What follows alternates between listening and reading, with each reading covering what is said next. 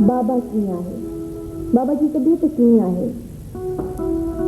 बाबा जो कारोबार कीअं थो हले?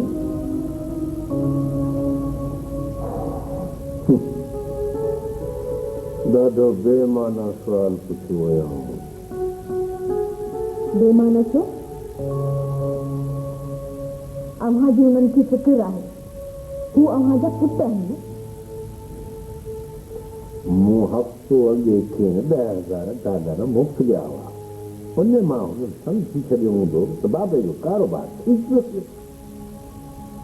तव्हां पंहिंजनि पुटनि जी नियत ते शक पिया कयो। मूंखे ख़बर आहे त हू उते छा पिया कनि। छा पिया कनि? कंप्यूटर साइंस में इंजीनियरिंग पिया कनि। इहो छा पिया कनि? क्लबुनि ऐं पब में पिया हूंदा आहिनि। होश में पाया।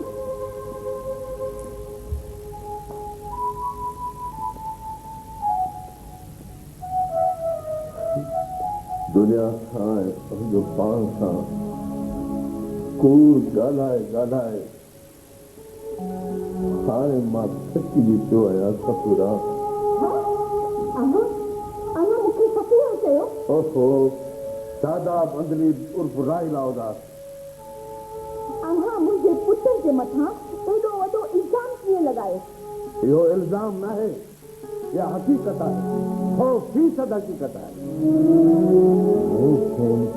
कंप्यूटर इंजीनियरिंग जूं डिग्रियूं ख़रीद करे ॾिनियूं हुयूं ऐं हुननि खे उते पैसा न मोकिलिया त उहे होटलनि जा थांव ऐं फर्श सफ़ा कनि। अॼु खां पहिरीं हिन ॻाल्हि जो ज़िक्र छो कोन कयो मूंखां? ज़िक्र निकितो त न हो। अॼु फुट नासूर थी फाटी पिया आहिनि त ज़िक्र बि निकितो आहे।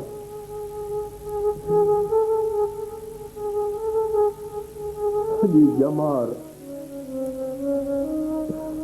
कूड़ जो किलो वारीअ जे दड़े ते अॾे मूं पंहिंजो पाण खे महफ़ूज़ सम्झो। मुदा गौर सां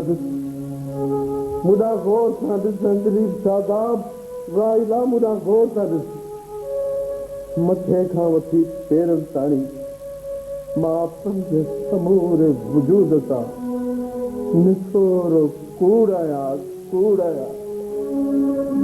मां उहो न आहियां जेको नज़र अचां थो। उहो न आहियां। मां ॿियो को आहियां।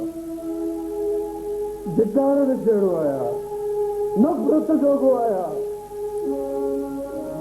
दुनिया वारनि वांगुरु तूं बि मूंखे सम्झी न सघी आई। ॿुधी थी न, सम्झी थी न। मां धोखेबाज़ आहियां। मां कूड़ो आहियां। मां नफ़रत राइज़ आहियां। मां कूड़ो आहियां। मां कूड़ो आहियां।